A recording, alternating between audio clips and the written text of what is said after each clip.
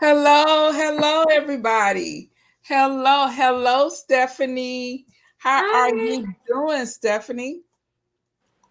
How is your week going? It was almost a weekend, baby. Oh my goodness. I am so ready for it. I am ready for the weekend. How are you doing, Melissa?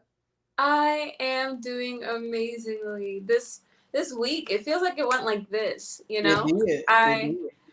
I feel like I've been super productive. Mm-hmm. Needless to say, the vision planner is working. I've gotten so much knocked out and Excuse it just me. seems yeah, I'm feeling great. I woke up super late today, but that's cuz I went to sleep super late last night. So, it all worked together. I'm feeling I was going to say regenerated. I wanted to say Rejuvenated. like rejuvenated and refreshed, but I Rejuvenated. said Yes. regenerated. So Yes. yeah, all in all, I'm feeling amazing, amazing. I know you said that you were feeling a little tired, right? Yes, I'm feeling tired. I have had a busy week this week. Mhm. And um so I'm feeling a little tired and I need to get over this because next week, at work it is gonna be like dun dun dun dun dun. Because everything we've kind of been down a little bit. And so now it's gonna go back into force. This is like fiscal year end for me. So I'm like, okay, I need to get myself back together. But all in all, I'm doing well. I am ready for the weekend. What are you doing this weekend? Honestly, I really don't know. I could be anywhere between here, Kentucky, Alaska. I could be just about anywhere. I And know because yeah, 'cause you're good for jumping in the car and going. I love it. I love it. I love it. This was my vision at the beginning of maybe like 2000, like late 2019, early 2020. I just Mm-hmm. saw myself just like really just like going like, and I've been intentional about setting my life up in a way that I can just that I don't have to be anywhere I don't want to be, you Mm-hmm. know? And Mm-hmm. I feel like I love that. So, this weekend I really could be anywhere, you know? Yeah. Okay. All right. Well, she can be anywhere. Something I am super proud of this week. It makes 3 weeks since I've been posting YouTube videos consistently. I'll check you Hey, out. we got All another one coming right. tomorrow, so All I'm right, feeling Miss a Miss okay. Lawrence. All right then, congratulations. That's awesome. Yeah, it's listen. It was about a month or so of just trying and failing to do it, but I got it. Wasn't I wasn't failing. I was moving forward. I just had to Hmm. figure out how to do it for You had to myself, and do now that it I have, exactly. I'm telling Exactly. you. But you and everybody else on YouTube, y'all make it look so easy to just be It's posting all not this easy. content, and It's not easy. It's not that part. Yeah, we. That's what it is. People think it's easy. That doggone editing, and yeah, that is very time consuming. something I realized about myself that I didn't know is that I don't really pause between my words. And Mm-hmm. I came to that conclusion because of the voiceover work for my YouTube videos. Mm-hmm. I find Mm-hmm. myself wanting to like clip out certain sections of what I said. Mm-hmm. And because I was already into the next word before the second was over, I'm like, girl, let your words drop. So Okay. Yes. Yes. I'm, I'm working on it. Yeah. Yes. How's everybody Stephanie. else? Hi, Stephanie. How Hey, are Stephanie. you doing? What you got planned for the weekend? It's not easy. Okay, tell them, Stephanie. It is not easy. It is not easy at all, and it's very time consuming. That's why you have to enjoy what you are doing. If you're going to be on YouTube, you have to enjoy it. So, It's super rewarding though. That's something I can say. It's been super rewarding because I yes. can see the difference in the editing from videos that I even did like 2 weeks ago between that and this one. Like it's cool to see my progression and just having it look, because I'm Hmm. sure when you guys are creating your videos, you have an idea in your head of what you want it to look like. So what you're doing Yes. on the computer, just making it look the way that you already see it in your head. So I'm getting Hmm. a clearer and clearer vision of what that looks like. So yeah, it's been fun.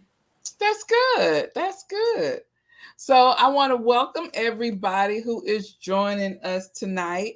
We are discussing Don't Settle for Safe by Sarah Jakes Roberts. And we're finishing up chapter 2, going into chapter 3. Mhm. Stephanie said, I will be cleaning the garage this weekend.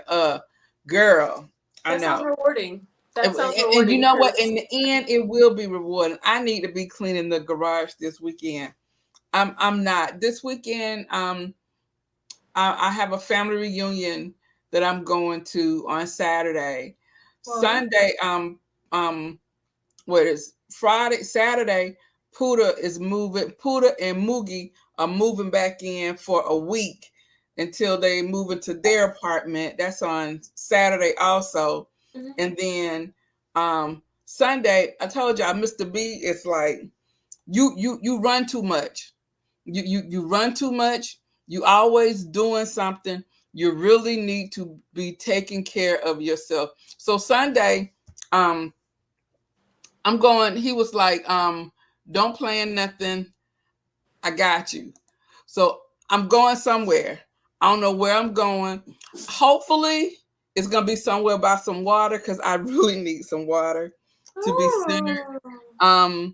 So we will see. He was like, "Don't you plan nothing?" Because and I can't take my laptop, so I don't know what I'm doing. I'm like, he like, "Don't take your laptop. Don't you plan nothing?" And he was like, and um China will be here with Oliver. So I don't know what it is, but he was like, "You do too much. You're doing too much every weekend. You're running to do this. You're running to do this for this person. You're running." He was like, "You need to sit down." Hmm. So I don't know where I'm going, but it can't be far because he has to work for the 4th of July. Hmm. So I don't believe it's nowhere. But even if we're going somewhere doing a staycation and I'm not at home, and yes, I will love that. We haven't done that in a couple of years now. We haven't done that since like 2019. So Hmm. yes. I love that for you guys. Thank you. Me too. I'm glad he sees it because he sees it on me, obviously. Yeah. So, hi Andrea, Hi Andrea there. from Arizona. Hello, thank you for Oh, joining us, I and have. hello, Sunny Day. Hello. Yeah, laugh out loud. No laptop, girl. You know I'm gonna take my laptop, right? You know I'm gonna take. I'm gonna end up. I'm gonna have my laptop. So yeah, so let's go ahead and get started. Ooh, quick introductions. Hello, my name Yes. is Melissa Ingrid Lawrence. Whoa, there we go. See, let me go get my water too, honestly. Yeah.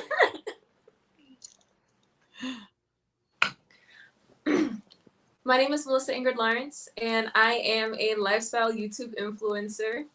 I post videos on my channel documenting my journey to freedom. That's what I like to call the different stages of my life if I were to kind of describe it. It's a journey, it's a progressive journey towards freedom. And I am going to be posting videos of the adventures and the travels and just the things that I'm learning on the way there. So, some areas that I desire to be free in is mentally, spiritually, physically, financially, and emotionally. So, yeah, I look forward to seeing more people checking out my videos and just the different things that I'm doing, and suggesting some things in ways that you found that you've been able to do certain things better as well. So it's definitely a collaborative community that I'm looking to build. That's it. All right. Al says, "Hey, Al says she's here. Thank you for joining us, Al. We appreciate all of you guys. You guys, they come back every week. We really appreciate it. And Thank I wait. you. I have to apologize about last weekend. Last weekend, I told Melissa that I was gonna send out a post saying that we weren't gonna be on, and Mr. B it was raining cats and dogs, and he got so wet in his truck. In his truck in the back is a freezer, and he kept going in and out the truck. He was so sick, and so he came through the house, came through the door the day before on Thursday, and he was like, he came home early, which scared me. I was like, why are you here so early? And he came straight back here in my office, and he's like, I'm so sick. he was like, I felt it. I felt it. And then he was wet from the top of his shoulder, his shirts, all the way to his underwear. And can y'all believe going in and out of the freezer on his truck? So yeah, he was sick. So that is why I canceled last week, because I made some soup. And so the first night I made some regular soup. Wednesday, he was like, it was good, but it don't taste better than your homemade soup. So that's what I did. Thursday, I made some homemade chicken soup. And put everything in it. So Friday, he felt good. He good enough. He went to work Friday and took some soup with him. So I want to apologize because I did forget to do that, because I came in and took clothes off or whatever, and I started making the soup. So let me see. Wani, I'm up at 3 a.m. when I made the banner. Oh my goodness. Stephanie, you need to be asleep at 3 a.m. Big facts. Yes, I try my best to be asleep at around 3 a.m. Definitely. I get mad when Mr. B's um alarm goes off at 4. I'm like, don't let it keep ringing. Come on. Don't do that. I started putting my phone. Okay, last little anecdote, and then we can hop into the questions. But I started to put my phone on the opposite side of my room. For the past couple weeks, I've been trying to get back onto my sleeping schedule as I was before.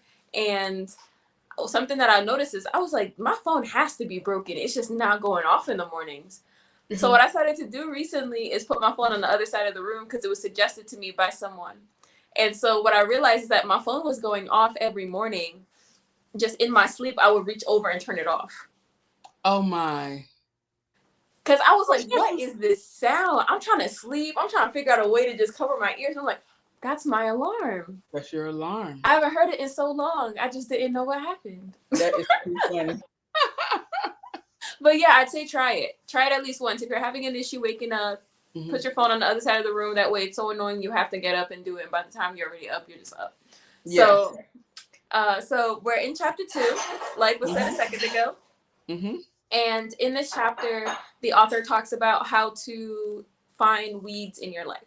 So these weeds, it's a metaphor for behaviors, thought patterns, just anything in your life that could be considered an obstacle to where it is that you see yourself going long term. So a weed, for example, could be waking up on time, right?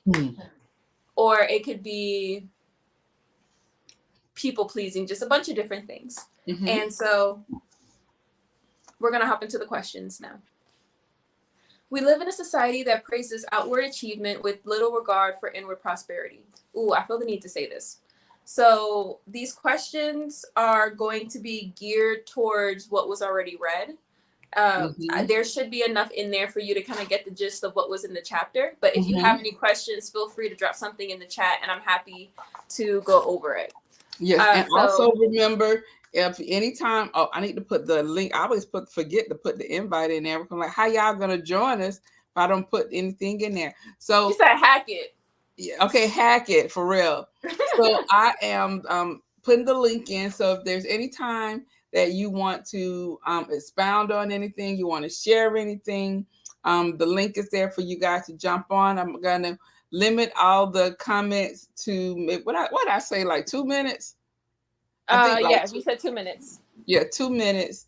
That way, anybody else want to come on, they can come on. We have enough spaces on here, I think, for like 2 more people. So if we can have like 4 of us, I think 4 or 6 of us on here at a time. All right. So we're gonna go ahead and get this going. It's 7:18, and so we will go forward until 8:18. All right. My phone was looking like it was about to, it was about to quit on me. I was like, not today, Satan. Don't know if y'all know, but I done sprinted up the stairs and back. Oh my. But yeah, upside is, my breath work is getting, let's see. Wait, you went black? Yeah. Okay, but hey, little running. See how my breath is under control? I see That's that. how we do it. That's how we do it. Mhm. So we live in a society that praises outward achievement with little regard for inward prosperity. The true test of our success is mastery over our souls. So the question is, in what ways are you intentionally mastering yourself? Okay, you go first, grasshopper. So a way that I'm intentionally mastering myself Mhm. is incorporating more time throughout the day where I'm disconnected from devices. Mm. I noticed that whether I was aware of it or not, whenever my phone dinged or pinged or something, I would just immediately like it wasn't second thought to just go reach for it. And so Mhm. I remember it was like Saturday. So my birthday was on the 24th. I'm I 27 years old. forgot about that, and I saw. I'm like, I'm gonna call her. I'm gonna call her, girl, because it was just. I told you this week was crazy. So Listen, if you yes, like that. If yes. you like that. Happy belated birthday. So you're what, 26, 27? 27. I thought, oh, look at you, grasshopper getting up there. That's what I'm saying. I called my grandmother called me and then she asked me how old I was, so I told her, and she's like, "Boy, you getting old." Yes, girl. You get to But know. but I wasn't like I'm excited about it because Yes. I feel like every year I'm It's the best. happier with who I'm becoming. So I look forward to it because I'm making small moves every day. Thank Mm-hmm. you. Mm-hmm. So I get to see it, and I do a lot of reflecting on my birthdays, and it's like Mm-hmm. I always walk away with with a smile on my face. So I'm excited about it. And so thank you. I have some clips from it that I'm thinking about putting together into videos, kind of haphazard. I look super cute, by the way. Listen, Okay. it was white and gold. That's all I got to say. It's looking Oh, real nice. all right now. Al said her wedding anniversary was on the 24th. And her birthday is Sunday. Happy Well, happy birthday, almost Al. birthday. Yeah, look at that.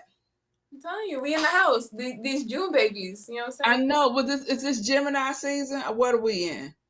saying? No, June? Technically, I think so. No. I think June is split up between Gemini's and Cancers. Oh, okay. So yeah, y'all So barely I'm at, made it. from what I understand, due to my birthday, that would be considered a Cancer. A Cancer. Okay, good. Because you know those Geminis, they cray cray. Listen, I don't know. I feel like I've met some interesting people of all horoscopes. You know what I'm saying? Mm-mm, mm-mm. Gemini's cray cray. So yeah, so that's one way that I'm intentionally mastering myself. So it was Thursday and Friday. Mm-hmm. I just felt really. I feel like the best way to say it is just kind of moved. I was really moved towards just like not being on my phone at all. So my Mm-hmm. phone was there in case somebody needed to call me, but outside, I really use my phone like an old fashioned phone.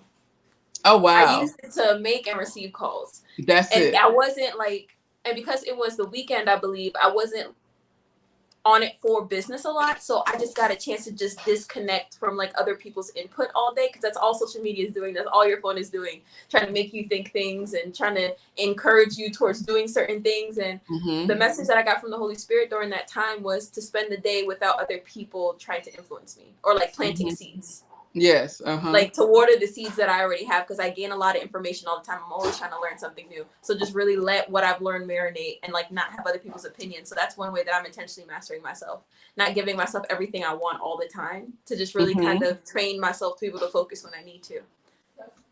Okay. Yeah, you. Um, hold on.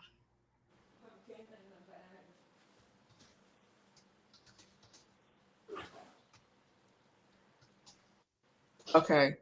Um, I was responding. Oh, let me. I'm trying this new thing where I'm using my phone for the camera for StreamYard, Mm-hmm. and it freed up my laptop. So I'm gonna see if I can pull up the questions. I mean, the chat here. Okay. So I think one thing that I am intentionally doing to master myself is I'm trying to keep away and ward off all like negativity. And so my my office is my safe space, and this is a place that I just come to just get away. I can log on if I want to on my computer, or I can just sit here and look at TV if I want to, or I can just have just music playing. And a lot of time I just have just music playing, or I'm just, I might have like a mask on or whatever and something in my ear. So I intentionally, try to like drown out all like no negative vibes, no negative vibes. And so, and if I feel any type of negativity come on, trying to come my way, I'm gonna exit stage left. So I definitely try to watch. Like I tell you, I go by like my feelings about everything, and so depending on the type of vibe you giving me is definitely going to reflect the type of energy or non-energy I'm gonna give you. I know. I feel that. And it just reminds me of something Thank that we you, said Francis. in the book club before last, which was that the best way to ward off people who have that type of energy is just to continue being you. Yeah. Because it'll drive them crazy after a while. Like Yes. they can't be next to it for too long. And it's interesting because being somebody who is committed to love and peace and joy and all these types of things, there's a natural light that emanates from you. And so people are attracted to you as a result of that light, right? And at times, something that I've seen is that at times people want the light, but they don't necessarily know what it takes to have and maintain that. It takes a lot of being willing to just kind of quickly release things, which does cause pain because you were attached to it at some point, but you know that it's no longer helpful to where you need to go next. So you're good to cut it off and keep moving, right? So there's a lot that comes with walking in that light. And so as a result, sometimes people can start to resent it.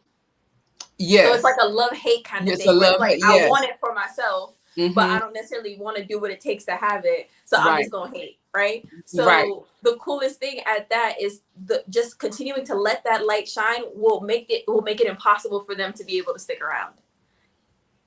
Yeah.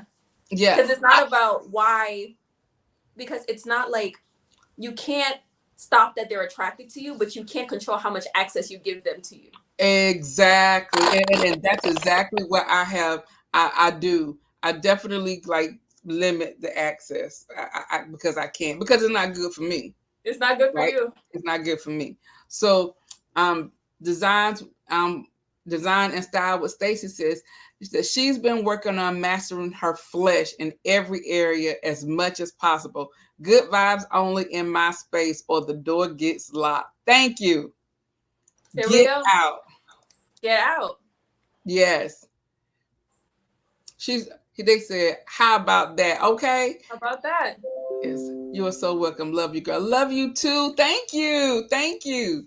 So, what do you guys have to say? What do you guys have to say? What are some ways that you are intentionally mastering yourself? And and sometimes that means, you becoming better might dim somebody else's light. You know what I mean? So, and like I always say, it's okay to be selfish, because at the end of the day, if you don't think about you, nobody else is gonna think about you. I have a question. If somebody else's light is dimmed as a result of you being who you were called to be, is that more of a reflection on them, or is it a reflection on you? That's a reflection on them. Get your light up. Get your light up. That's right.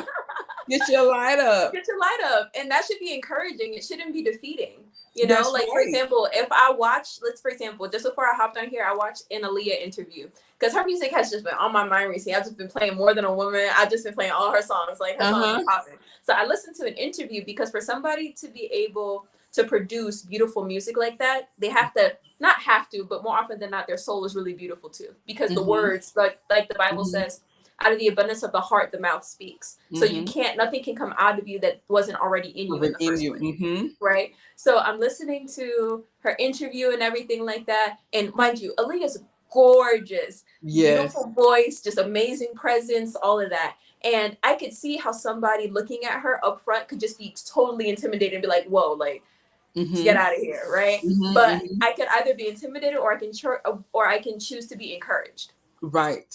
Because if she can do it, I can do it too. I can't be That's right. Aaliyah. I'm never supposed to be Aaliyah. Aaliyah's meant to be Aaliyah. I'm meant to be Melissa. But That's there's right. aspects of her personality and there's aspects of how she presents herself that I like. So then the best way to pay homage is to, like, imitation is flattery. Imitate. Yes. Yes. I was just about to say that. And Correct. there's nothing 100% original. Even this shirt, somebody created this shirt. This thing, somebody created it. Everything was created by somebody else. It's just the way Mm-hmm. that you put it together that makes it original. Right. So yeah. I think also Francis wants to know what we're discussing. Francis, we're discussing this book. It's by Sarah Sarah Jakes Jakes Roberts. Roberts, and it's called Don't Settle for Safe. Mm-hmm. And it's been interesting. It's been interesting so far. We're on chapter 2, and we kind of move slow on the book club because I really am trying to get everyone's um to be interactive. But Melissa does a beautiful job on synopsing. Um, is that right? Synopsis. That's not the proper Listen, I was word, gonna rock with it if you was gonna rock with it. girl. Because when I Synopsis. said that, I was like, okay, that I is not the co-sign that proper for the record. term. That word That's was not. co-signed. That's not the proper term, though. And it's there. It did. She she has an excellent way of simplifying the chapters and asking the questions, girl. Because that word is on the tip of my tongue, and I want to say it. Mm. So that's what we're discussing. We're breaking down parts of the chapter and discussing it. So you can pretty much answer, give your opinions based off of the questions that she posed from the book. And Al said that I'm reading more. It started with this book club, but now I have purchased several books and enjoy sitting on the porch in her egg chair. Yeah, girl, I see you on your videos in your egg chair with my wine, a lemonade, and a good old book. A Yes, good old book. yes, a One of my good. brother's friends made a joke not recently, in the past couple months. It was just like, why is it every time I see you, you always reading something? You might need to read something. You know, like, what am I supposed to say to that? I know. You're like, um, ASMR Sound says, I master myself by staying consistent with my schedule. I set weekly. Now that is That part. excellent. Yes, it That is. And part. that is hard work because I have my work schedule, and I typically I jot down everything that I plan on hitting during that day, and I have it on in my to-do list. I'm always deviating from it. I'm always. So if I could just stay on task, I don't know if I'm developing ADHD. I think that's a part of menopause. I mean, I have the I have right now the attention span of a like a rat because it's like something else better happen. I'm like this. So So yes, I don't know if that's part of menopause or whatever, but I do not. Things that I could just knock out like this is going to take me at least 15, 20 minutes now. So, Oh goodness. so the Hey, right? schedule setting is good. LOL, for real. Yes, Um, yes. Listen, you got it though. You worked hard enough to deserve to be able to take your sweet time with something. Oh my goodness, already? I'm I'm No, I'm, I mean, I'm I feel like already precious. Oh, you're What I so will say is precious. this, right? I was reading a book a couple years ago on Shaolin monk principles. Like, I just get random with my books sometimes, but every single Mhm. one of them has something amazing to teach me. And one of the principles in that book was when you're tempted to go fast, go slow. Mhm. Because more often than not, whenever you're feeling rushed to do something, You're gonna make a it's mistake. always important to analyze why that desire is there. Why Mhm. are you feeling hurried to do something? Because more often than not, in your hurrying, you're more likely to make more mistakes, which will push you further back from your goal. Go as Mhm. fast as you know that you can do. So at this time, if this is just the speed that you're working with, you're going to take your sweet time, and I bet it's going to come out amazing. Okay. The only time clock you want is your own. Well, no, I'm on their clock, so I'm not on my clock. I'm on their clock. I'm about Yet. to, I'm about to speed it up, Grasshopper. Yeah, yes. I'm going to speed it up, Grasshopper. Yes. um, Go ahead. and the next one is, do you like the person you found yourself to be? And if not, what are some changes that you would like to make? Right here. Stacy says, "Let your light do the work it's intended to do. It's just like oxygen. You need it to live.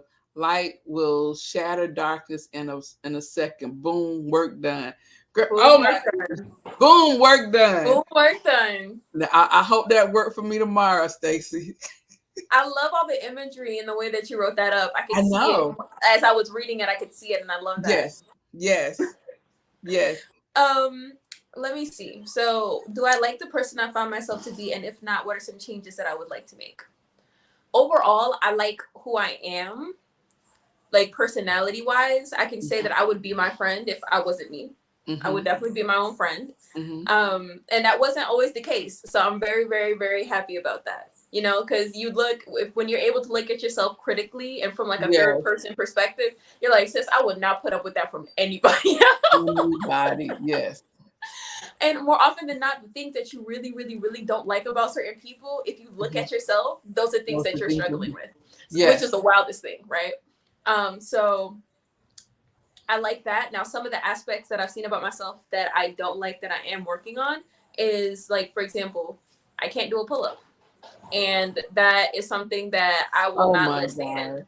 God. Okay. I think a couple summers ago, you know, the situation with Naya Rivera, long story short, Yeah, I actress, got on remember the that. boat, drowned, all that kind of jazz. Hmm. Essentially, she was able to save her son while she was swimming, didn't have enough strength to pull herself back up by the time it was done, so she died. And I just Hmm. remember thinking, like, I was nervous about getting in the gym and lifting weights and all that kind of stuff because I didn't want to look like Brock Leisha. You know what I'm saying? Yeah. I have a really delicate frame, and sometimes a little bit of muscle goes a long way on me.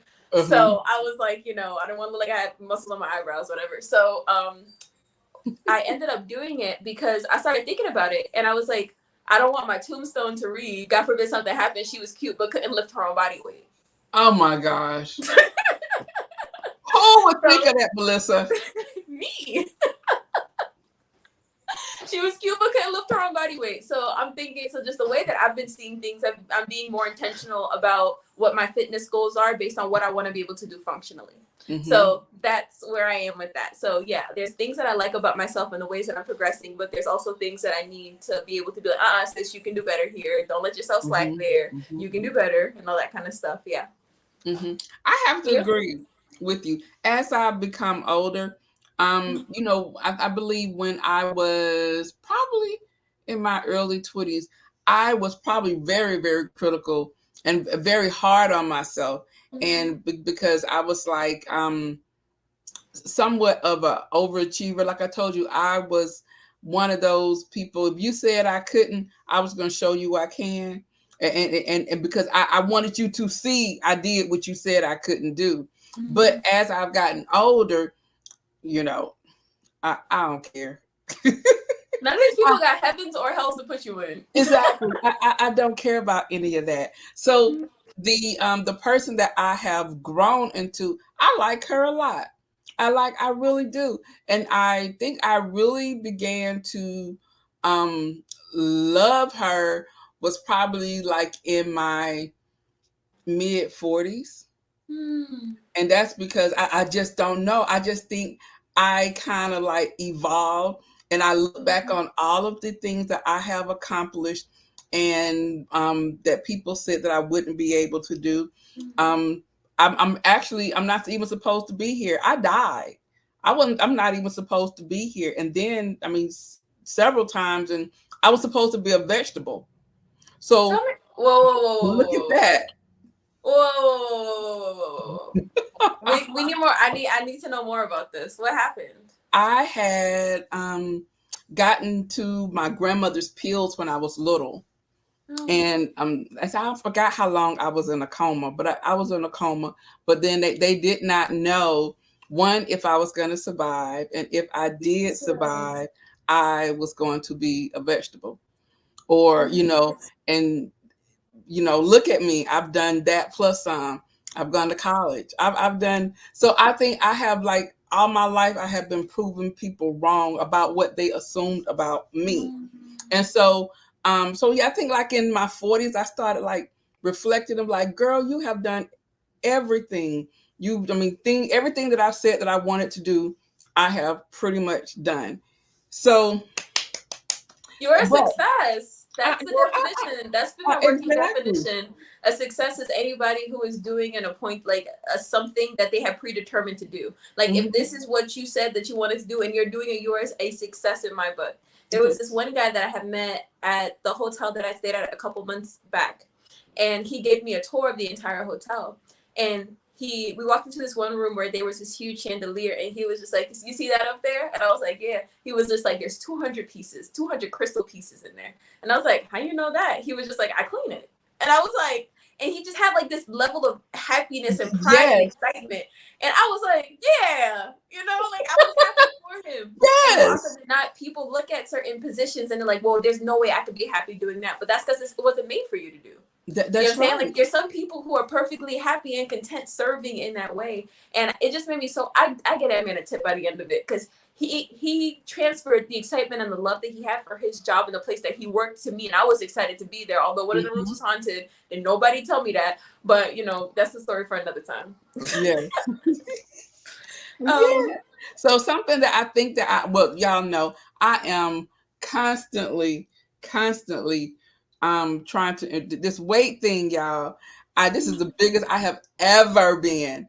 And everybody keep like, that's menopause weight. I don't care what you want to call it. I need it to go. okay, So yeah, so that is definitely something that I work on because I don't want any of the things that come along with with it. that, Yes. So um I'm don't get always, my gears turning, Miss Wani. Don't huh? get my gears turning, Miss Wani. No, no, because you're not about to have me running around or no, I'm not doing it. Y'all should try to get rid of me. So let me see. Never Um say never. yeah. Cal says, back in the day I didn't like me, but now at almost 52, don't nobody love me like I do. Girl, isn't that the truth?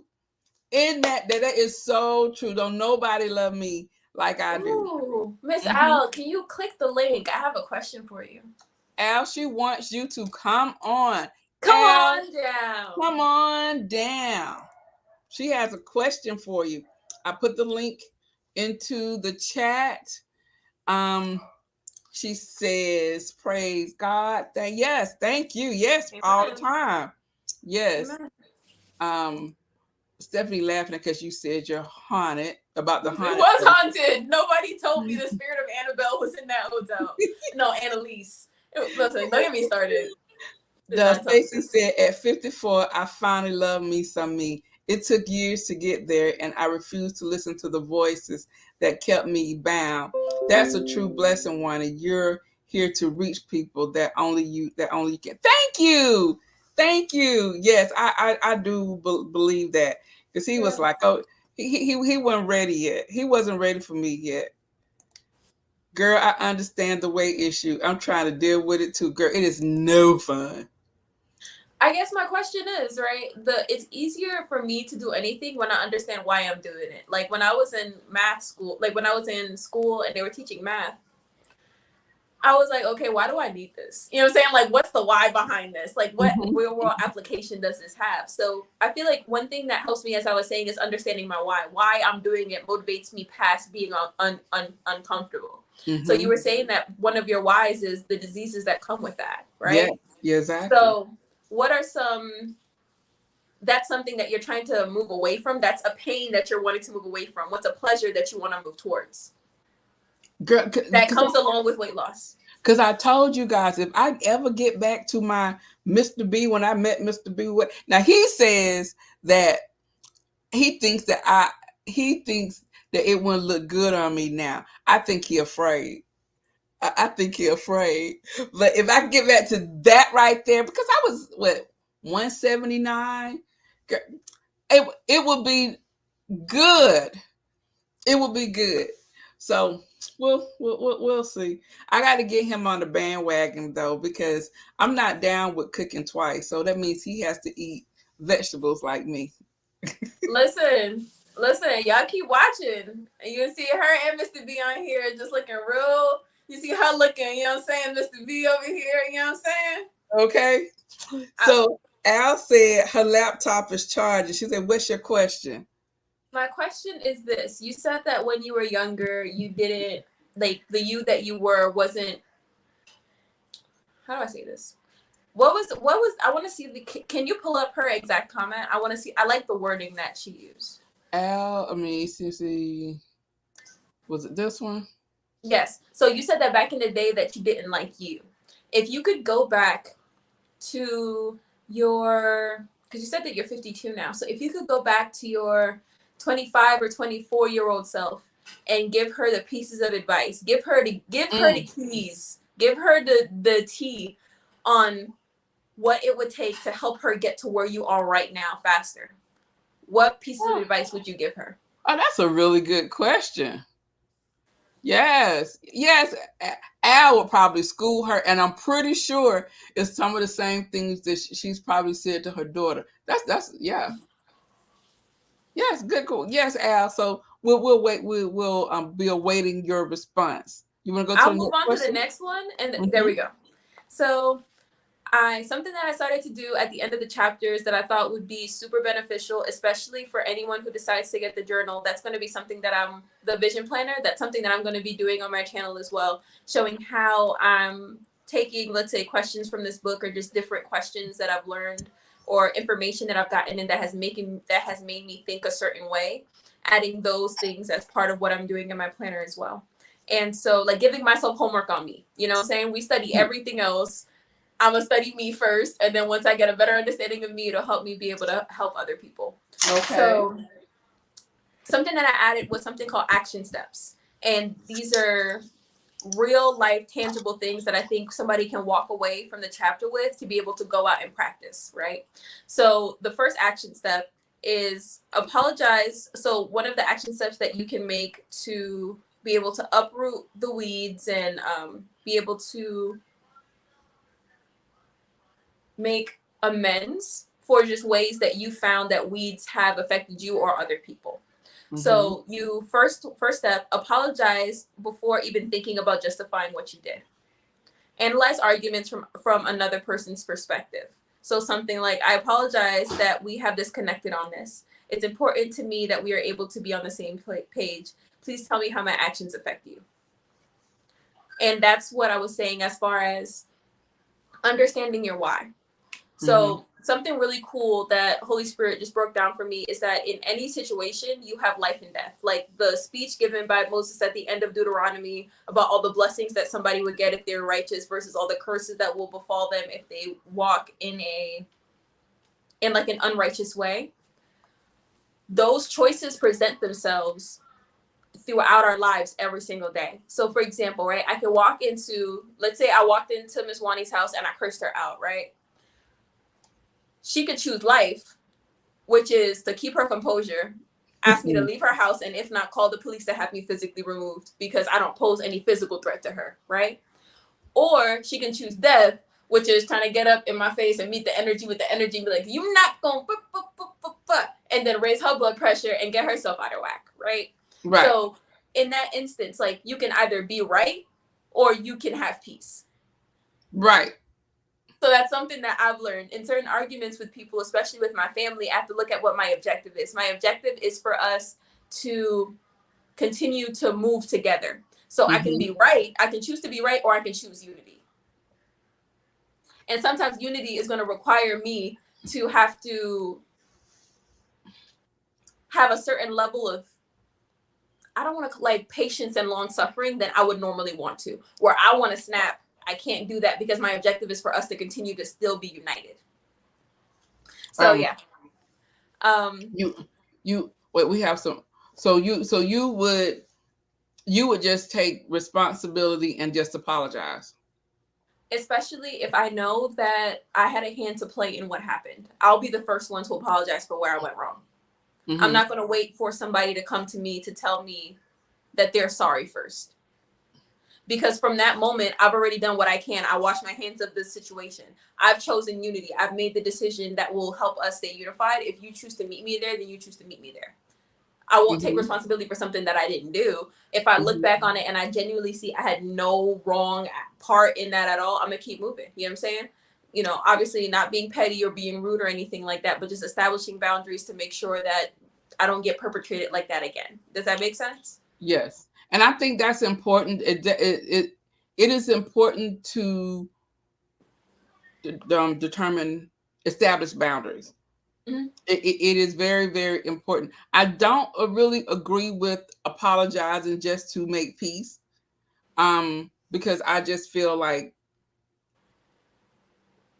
whoever, they're gonna feel like whatever they're gonna feel anyway, regardless if you apologize or not. So if you're correcting your feelings, why would you apologize? And then I don't believe a person should apologize about how they feel, because my feelings are based off of how I'm feeling.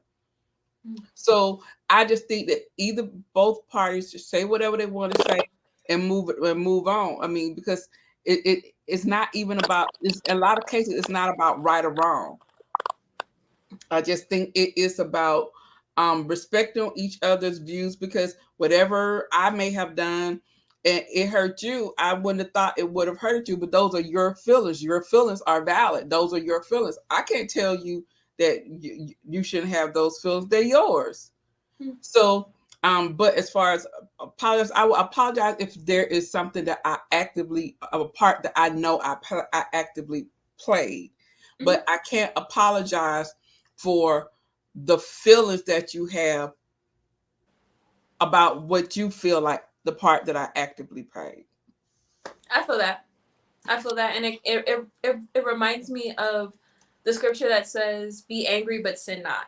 Right. Mm-hmm. So you're entitled to your emotions. I Right. can be angry, but I'm just going to be intentional about not saying anything that would cause me. My number one thing is this: regardless of what I do, I want to be able to look at myself in the mirror at the end of the day and feel comfortable with my actions. Right. And if I know that something I did goes against my own personal moral code, I'm the first one to apologize, not Right. just to that person, but to myself, because there's no amount of wrongdoing that somebody should be able to do to me that should get me to act outside of my character. Right. That's true. I have control over me. I cannot control you. That's right.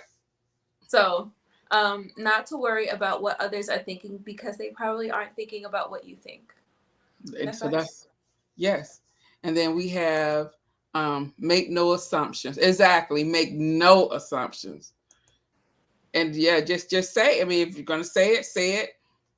Say what you say. I'm gonna say what I'm gonna say. We may agree, we may not. Move on. I don't hold grudges. Life too short. Like Exactly. it's too short. Well, you still holding on to something. I hadn't thought about it no more. Stacy says, while we're waiting for Al, I would tell me not to settle. You're worth the wait. That's right.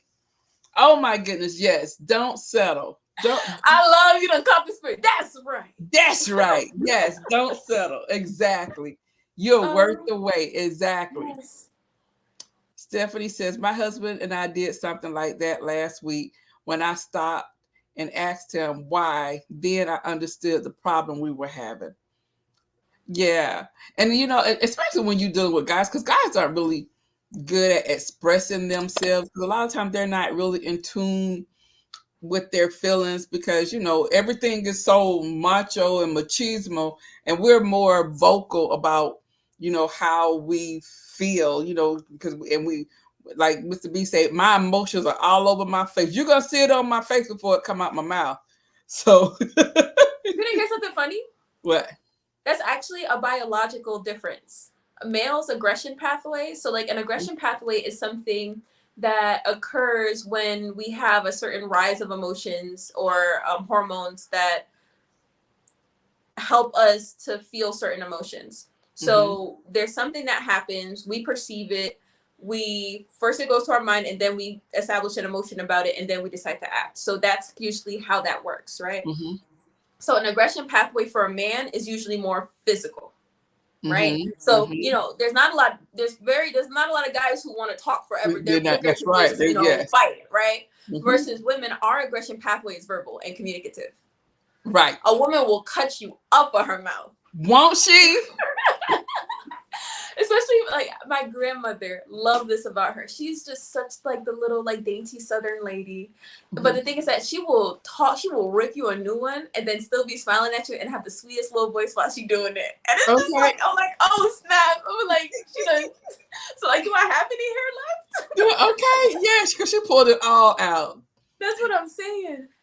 Al said, woo, in short, I would tell her to be as patient, loving, kind, and understanding to herself as she has been to the people in her life. Also, to put the love that she has for other people inward. Oh, very good.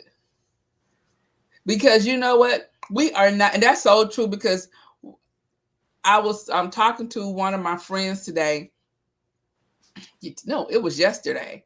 And we were just talking about like toxic behaviors and toxic individuals, and and how she had a tendency she has a very forgiving like heart and personality. So she would kind of like surround herself with people who just did not do her right and treat her kindly, but she was always forgiving.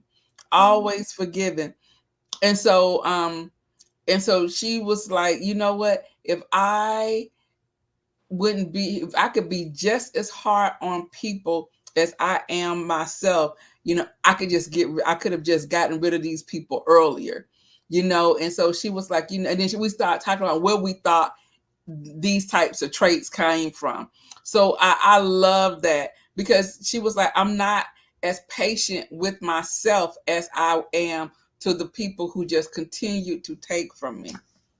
I completely understand that. I've been there. And something that I realized was the reason why I was doing it was because I was placing more value on outward and how somebody else was feeling more than I would myself.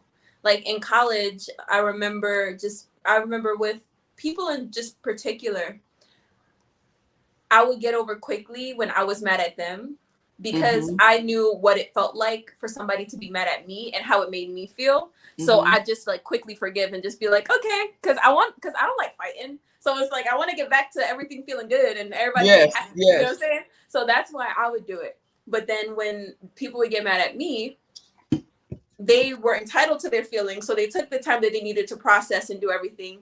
And so I realized I was placing more value on somebody outside myself than I was myself. And so the moment that I started to really take time to pour into me, to figure out what I like, to figure out what I found interesting and all those kinds of things, it allowed me to refocus so that I got to love. Y'all about to make me start. So in that same chapter in Deuteronomy, it's so cool. In the Shema prayer, right? It's, hear, O Israel, the Lord your God is one. Love the Lord your God with all your heart, with all your soul, and with all your strength, right? And then in Matthew or Mark, Jesus adds on the second part, which he says that is just as important as the first part, which is to love your neighbor as you do yourself. And I believe that the way that that's broken down is broken down on purpose for a purpose. It starts with God. You learn how to love God. Once you learn how to love God, God will teach you how to love yourself. Once you've learned how to love yourself, then you're able to love other people, because you can only love another person as well as you've learned to love yourself. But you can only learn to love yourself properly once you've learned how to love God. So it's one of those things where like you have to turn it inward. You have to give it to God first. Or something that I've noticed is that whenever I want to share something of myself with somebody else, I have to first give it to God. And then as a result of giving it to God, God gives it back to me in a pure way so that I can then give it to others in a way that isn't selfish, isn't backbiting. That's part of the reason too why I had to get off of social media for a very long time. I found granted, happy for everybody that I know, right? But their timeline wasn't my timeline. Yes, and you Their found yourself progress, comparing. their progress Yes. was not my progress. And Mm-hmm. comparison can be the biggest thief of joy, because Mm-hmm. I was moving, I was making moves, but it just wasn't as grandiose as what it seemed like other people were. So Mm-hmm. I had to get off social media because I found it was making it harder for me to pray for people. Yes, and but then you also have to realize once again, um, when we was talking about the our last book, Mm-hmm. people on social media, they can be whoever they want to be. Mm-hmm. They can be whoever they want to be, and they only post because everybody not doing all those things all the time. So they whatever they post, they're only posting the good things. So I understand because you see that and you're like, and you start comparing. Well, dang, you know, they're traveling again, they're doing this again. They look like they have this or whatever, but it's only you only see like a millisecond of what somebody else is doing because you don't know right before they took that picture. You don't know what they were doing. Mm-hmm. And I'm gonna be honest, I would be I'm at a point now, and that's when I knew it was good for me to be back on social media and to be in that space again. I knew it was okay for me to be back there because I could see somebody doing well and be genuinely just as happy as I would be if I had done it. Mm-hmm. So because I was able to get to that point, yes, people do have a tendency of posting their highlight reels and posting the things that they did well Mm-hmm. over the things that they didn't do well. But I like to think, in my heart of hearts, I hope that people are having blessed days like that all the time. Mm-hmm. Like just constantly getting poured with all of the happiness that God has for them, right? Mm-hmm. So I would like to think that that was every single day in somebody's life. So Mm-hmm. like I feel like my perspective around that has changed recently. Good. So Stacy says it's easier when you learn and understand how God loves you, then you can love others the same way. And then she says the filters. Yes. um, and then the second part is this: you can have peace or you can be right, which is hilarious that I already talked about this, but I do believe that this little part here could enlighten a bit more into it. So, keeping in mind that not all situations are about right and wrong, but the objective of all altercations is peace.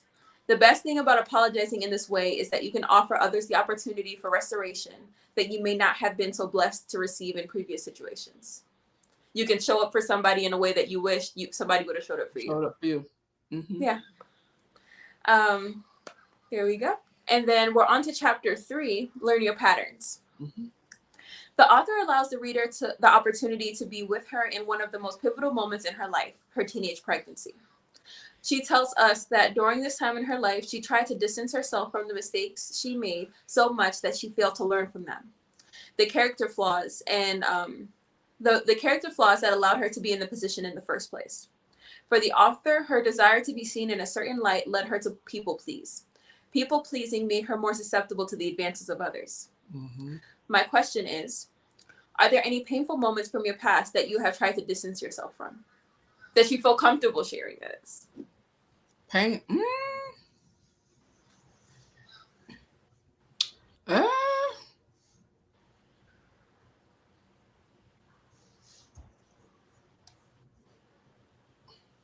that I ain't gonna share. Okay. Let me think. What about you guys?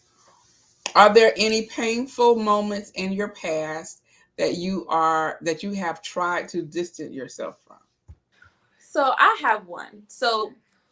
And it's interesting because when I was growing up, I didn't realize I was broke. But it was because everybody around me was the same way. I grew up in the hood, right? So like I grew up the Hill, Jersey City, New Jersey. Like yeah, I grew up in the hood.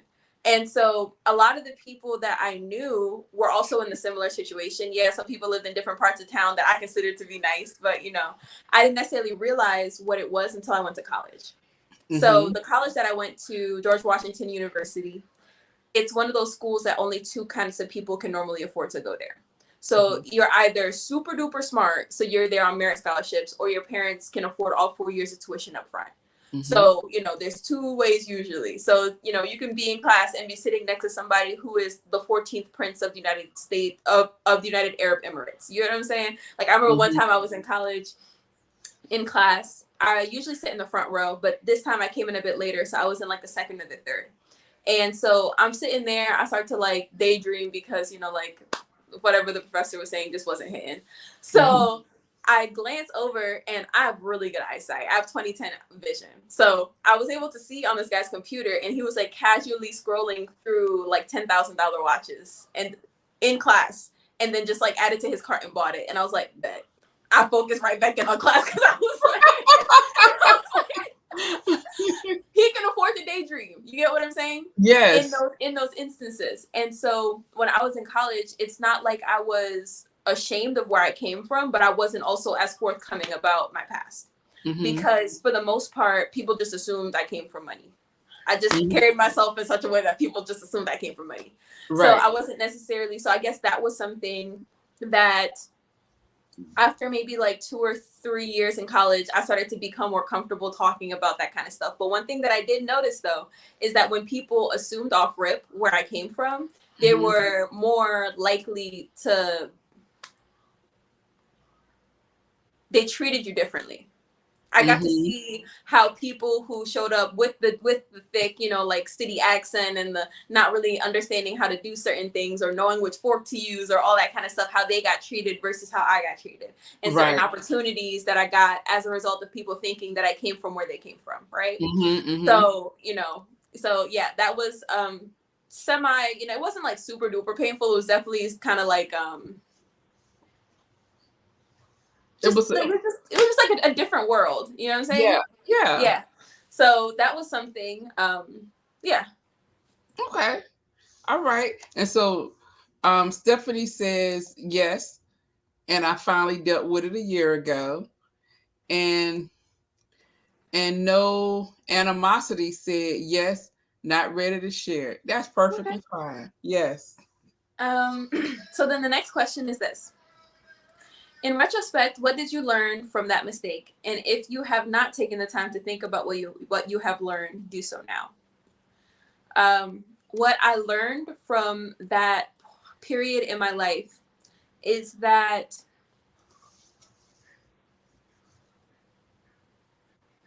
let's see. What I learned from that period of my life is that me being who I am has enough value. Me being exactly who I was created to be, showing up in the way that I was created to show up, being me and not being weird or afraid about it. Because there was this time in college a little bit too where these girls tried to bully me and I was not letting that happen. So it was just, that kind of stuff, So it allowed me to find in place, it put me on the trajectory of the journey that I'm on now towards freedom, right? And towards just being intentional about crafting what my life looked like. And having so much value for myself and what it is that I'm building that nothing anybody else can offer me or anything that anybody else appears to have threatens what it is that I'm doing, who I am, and what I'm building. So that is something that I learned from that. And Al had something to say. Al says, I would have to say the stigma of teen pregnancy was painful.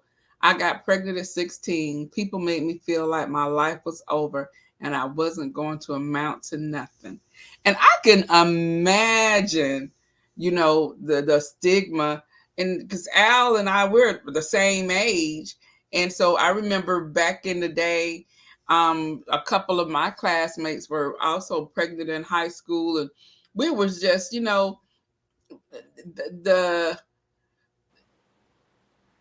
how people would like stare because you was like, what? But then but they were your friends, and so we just kind of, it was like the shock of it. But then, we were like, girl, we kind of rallied around them. Like some people, their parents didn't want them to be around them because of course they thought, oh, well, she hot to try it or whatever the case may be. But then there were other of us, we was like, had our little summer jobs, and we thought the baby was a doll really, because we would buy stuff for her to help her out, and she needed this or that and the other. So I can definitely understand how, the stairs, and especially if you still had to go to school during all of that stuff. And but you proved them wrong, girlfriend. You're like, look at me now. Look at me now. I remember when our high school she was the prom queen. I think she was like Miss 12th grade, but she was pregnant. Hmm. Yeah. Yeah. I'm a firm believer that you are not your actions. You are not Mm-hmm. your actions. After a while, like, your habits do build your life. So the type of she talks about this. Let me not give it away. So the next question You want is to read? Let me read Stacy's, and oh, then we'll true. go. Stacy says the pain of feeling like the black sheep of the family because I was independent early in life. Oh man, and but you know what? And a lot of people are like that because um Al, you know, I remember my cousin saying one time about Puda. Puda's a lot like Melissa in a lot of ways. She's gonna do her own thing. She's like her own best friend. And she is like a very free type speaker. And the things that she was interested in, other people weren't. Like when we were in LA, and her cousins would be outside popping it and dropping it or whatever. Puda gonna be in the corner reading the book. She was always doing something studious, and so people they tried to label her as kind of like being weird because she wasn't doing what the so-called popular kids were doing. But the popular kids have a whole bunch of kids right now. Some of them, they didn't finish high school.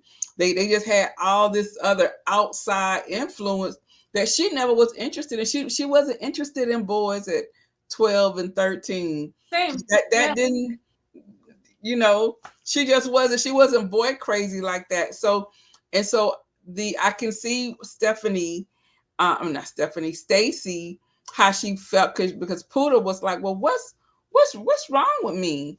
Why, why, I'm not interested in those types of things, or should I be?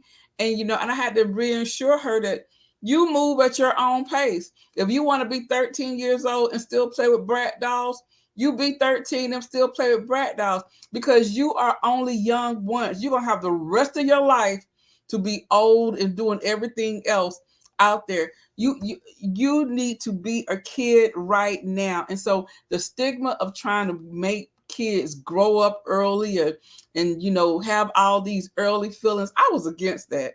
I was totally against that. And so sometimes people kind of made her feel, kind of like ostracized because she wasn't doing what they thought was normal for her to do. Okay, I didn't realize, Puda and I are part of the elite club of people who would rather be educated than entertained. But you know what? We're gonna keep it like that. You know what I'm saying? When I saw when we met, we was like this. Yes. It seemed like our whole honors class was pregnant during graduation. Wow. I thought of them as being brave to walk anyway. Yeah. Yes. Wow. So, are we good to move? Yeah, go. Yeah, go ahead. So, the last question for that section is, what safeguards have you implemented to protect yourself from falling into the same traps?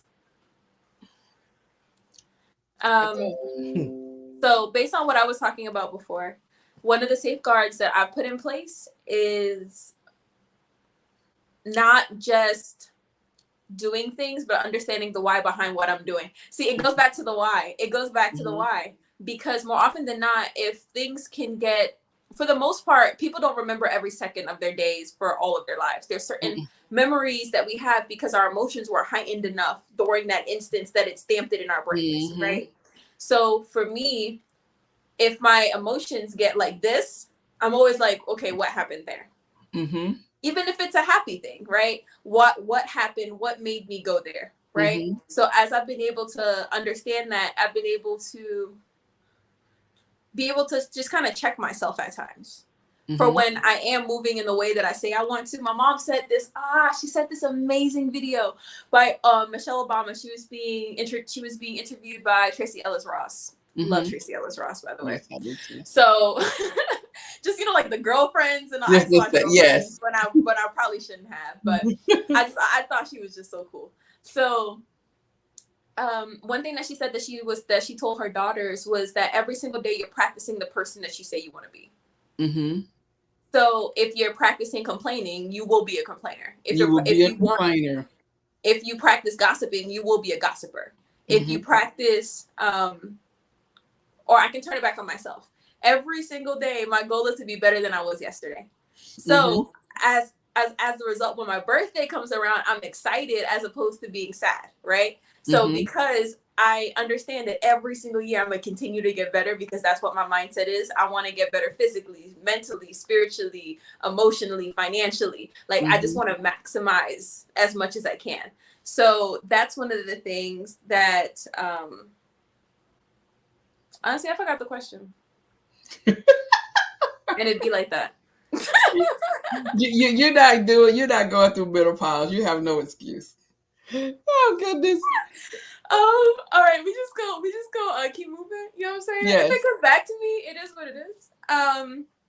So next, according to the author, more often than not, we choose a version of our life stories that force us into the position of a victim.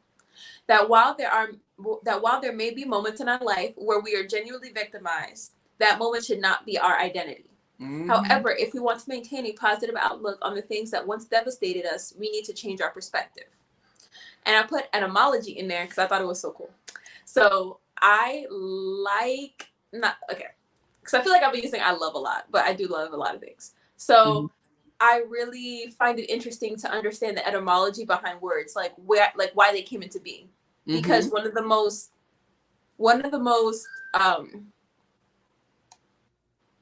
mind-blowing things was the realization that nothing in our society exists except for somebody bringing it into this world. Like, everything that we have, this was made by somebody, this was made by somebody, the materials that it took to build this came from somewhere. Like, everything somebody put intention towards everything, right? So when I started to think about it that way, the word victim, so for example, I look into etymologies a lot, like why these words were created, what they were initially intended for. And the word victim comes from, I believe it's the Latin word victima. And it's cool because it speaks to somebody being sacrificed as part of like a religious ceremony. And that was when the word was created in the early 1500s, I believe.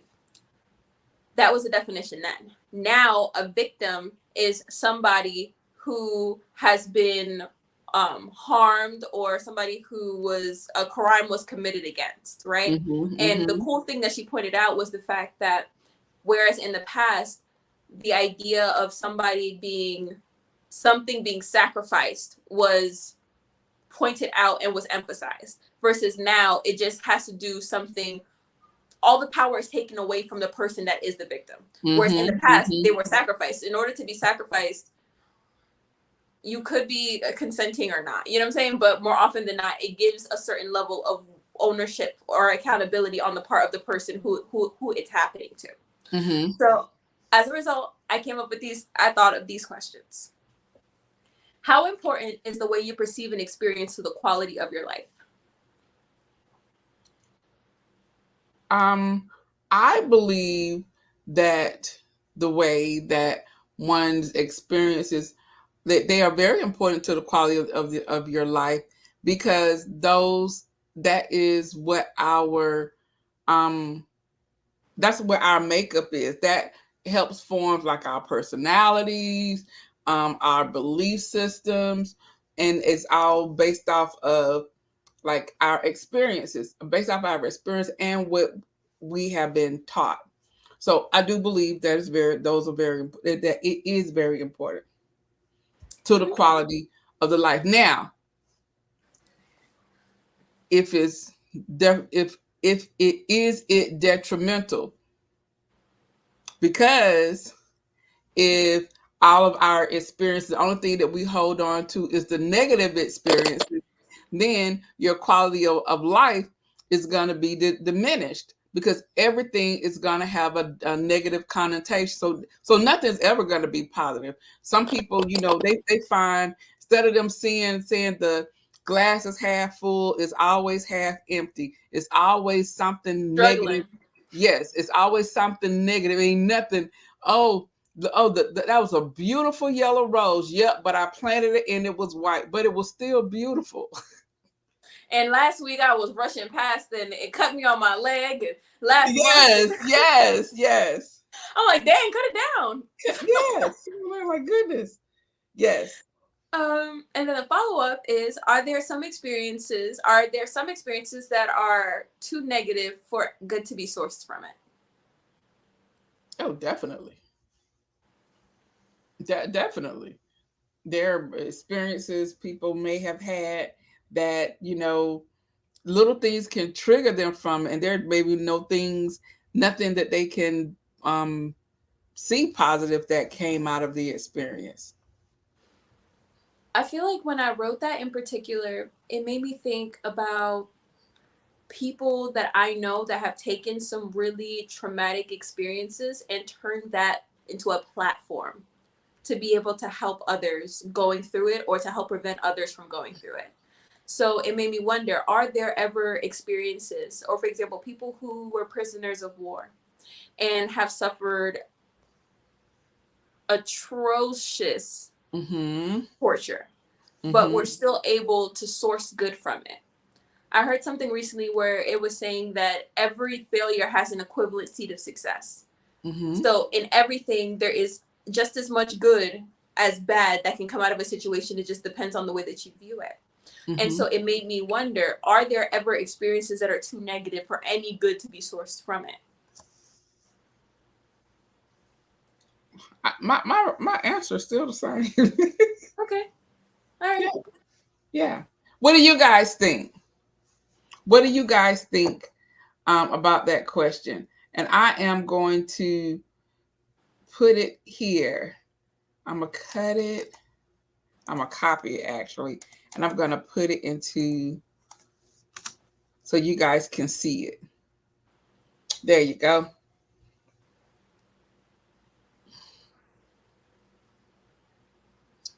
Go ahead. And then the next one is, in what ways does a victimhood mentality contribute to a successful life? Mm. I don't know, because I think people who are always the victims typically don't want to take accountability for the part that they played in the situation. Everybody's not a victim all the time. Everything didn't happen to you. Everything don't happen to just you, right? And so I am one always as what part did I play in that? Now, there are some things that you don't play a part in, like a person who has been violated. There's no part that they played in that. But people who always, somebody is always, woe is me, and I can't get ahead because of this. Or she used to be one of my closest friend. Now I don't talk to her, but she had this mentality, was that she would always say, "One, and you got to walk before, you got to crawl before you walk." And that was her mantra for everything. Wani, you can't just expect me to do this. I have to crawl before I walk. I have to crawl before I walk. I said, girl, you've been dragging for years. When the heck you gonna get up? When are you, can we scoot? Can we scoot, please? Can we scoot? I'm like, that is not your crutch, because you are not making any progress to crawl. So everything did not happen to you just because. Everything happened because you had a part to that you played into the outcome. So this is your outcome. So you can start changing it from now, or you can continue on doing what you're doing, and you continue the same trajectory that you're going in. And that's what she did. She's still crawling. 30 Goodness. years later, she's still crawling. I don't talk to her, but from people I know who kind of speak to her, she's still crawling and she still say the same thing. And she always said that I judged her, and I didn't. I just saw more potential in her than she saw in herself. But then again, right? Nobody can come at you for that, because at the end of the day, you, like, birds of a feather flock together. And at the end of the day, the people that you surround yourself with is will make or break whether or not you meet your goals. Mm-hmm. It's a law of environment. Your environment will change you before you change it. That's the truth. And it's the people that you spend the most amount of time with, to a I'm certain with. extent, that reflect who you are and where you see yourself going. Mm-hmm. If you're the smartest person in the You're great. conversations that you're having all the time, you need to be in a different room. That is true. Stacy said, yes, good can come from any experience if the proper guidance and perspective is nurtured. Of course, it takes time and prayer. Stacy, Al, all of them, they always come back with something good, don't they? I love it, and that's what makes me excited to come on here and ask these questions. Yes. And then the next one is, she challenges the reader by offering that your present state in life can be an indicator of the choices that you've made and the way you see and value yourself. And my question is, do you agree with that statement? If so, why or why not? So going back over it, the author says that your present state in life can be an indicator of the choices that you've made and the way that you see and value yourself. Do you agree with that statement? If so, why or why not?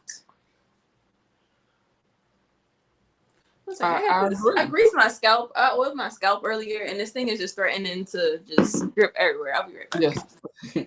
I definitely agree. Do you agree? Okay, it's offering that your present state in life can be an indicator of the choices that you make. Yes, I definitely believe that. I think that is a true statement. Wait a minute. Okay, she says people like that don't have a end goal, so don't see a reason to move. Yes, they don't. They just exist and they live day to day. You're right. I totally agree with that. So this question right here, and I think sometimes it's better if you guys see the statement. So I'm gonna copy it and I'm gonna put it down here in the post. So there it is, instead of it's being read to you. So Stacy says that's why you surround yourself with people who have made it where you're trying to go. If I'm blind, another blind person can't help me. We both in trouble trying to cross the street. Isn't that? That's the truth. That's the A truth. movie always plays in my mind every time Design and Style with Stacey talks, and I love it because I just imagine two blind people trying to help themselves cross the street. I know, because she's very descriptive. Yes. She's very descriptive. I like that. Mm-hmm. Yes. And, Go ahead. let me see. So what do you think?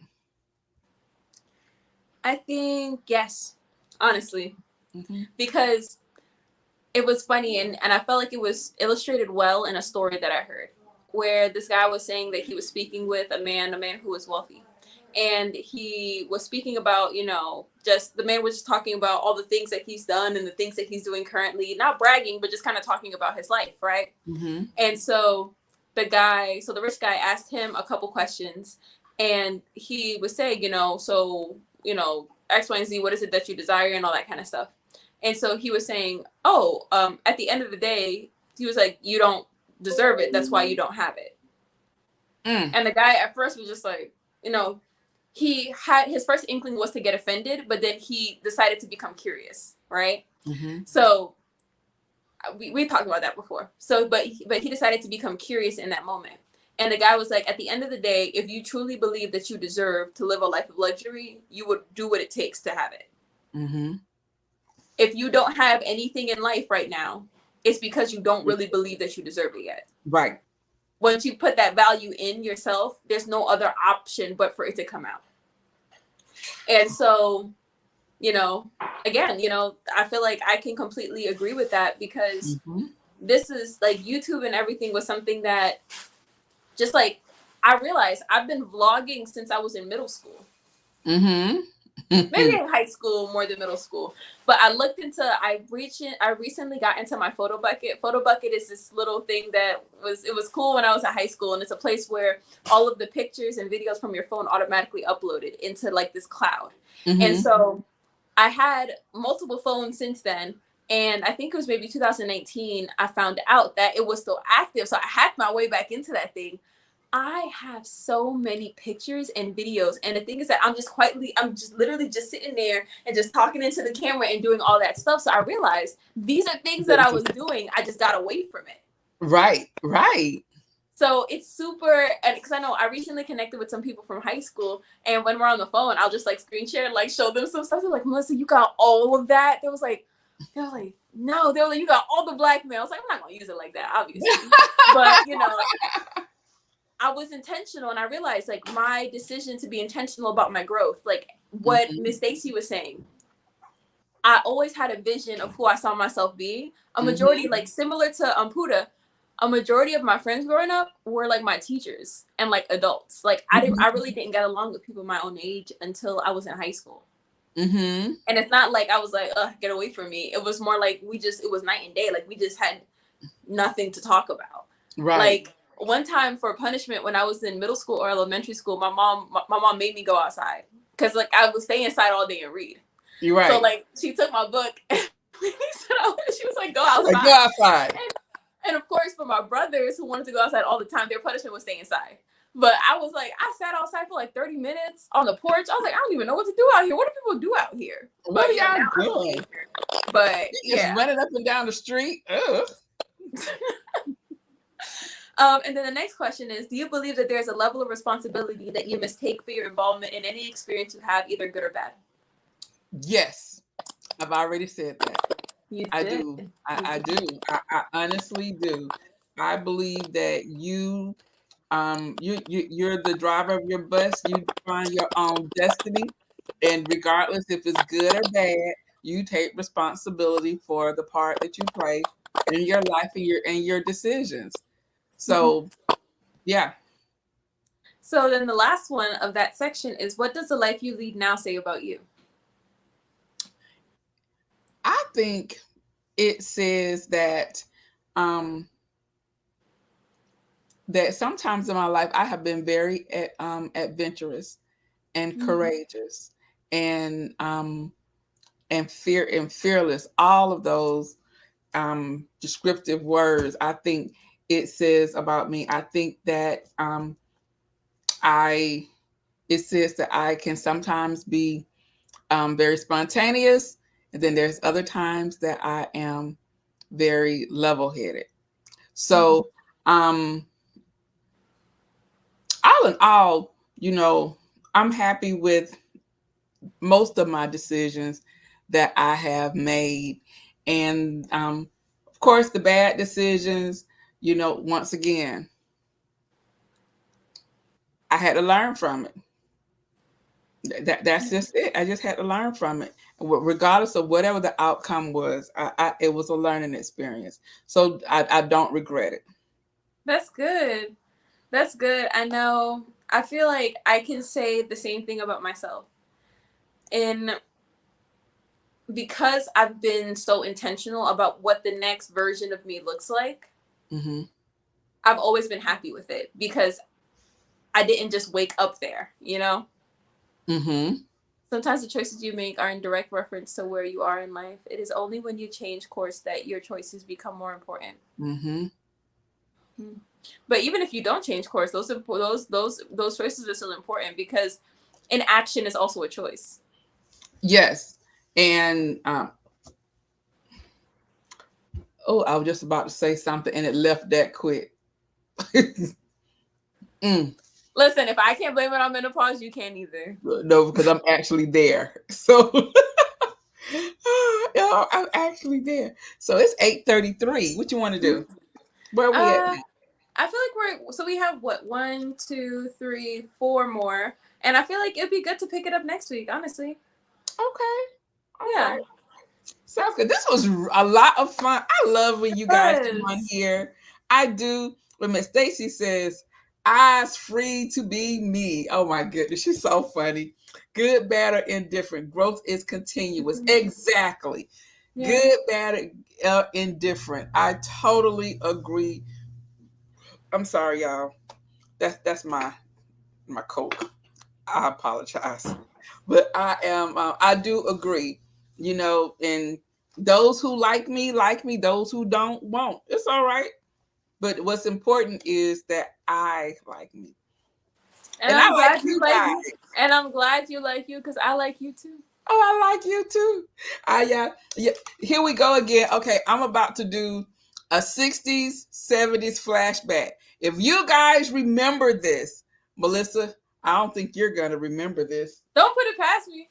I be knowing things sometimes. Do you guys? I brought this up on my channel one time before because the romper room, and when the lady had the magic mirror, and she was do the romper room, romper bumper something room, whatever. She said, tell me who, magic mirror, tell me today who joined something something that play, and she would have, and then she was like, and I see, and she said, and I like this person. She never said my name.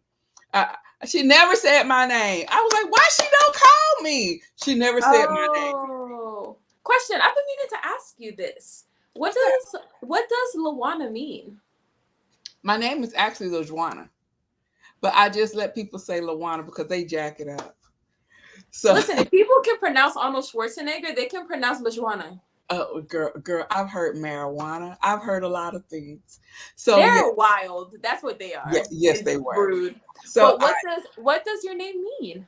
I'm not sure. My mom named me after her best friend in high school. Okay. Yes. Well, I do love an etymology, so I'll probably be researching your name. After we get off this, text me your first, middle, and last. I like to, because, when you look at it in the Bible, like, people's names are, like, high-key prophetic over their lives. Yes. Like, for example, like, the word Jacob means, like, mischief. So, like, even in the way that he came out, like, holding at Esau's heel, and even the way that, he quote-unquote cheated Esau out of his inheritance and his blessing. Listen, he let himself get got because he was short-sighted. So, you know what I'm saying? So it's like, I wanted to understand that because I feel like it might make a lot of sense into, like, who it is that you became.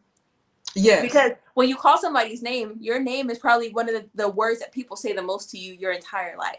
Right. So, like, for example, my name, Melissa, means honeybee. Oh. And Lawrence means shining one.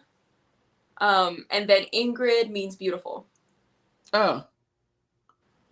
She said, OMG, my name is Alonda. Imagine that. Atlanta, Orlando, Yolanda. Yes, girl. Oh my goodness.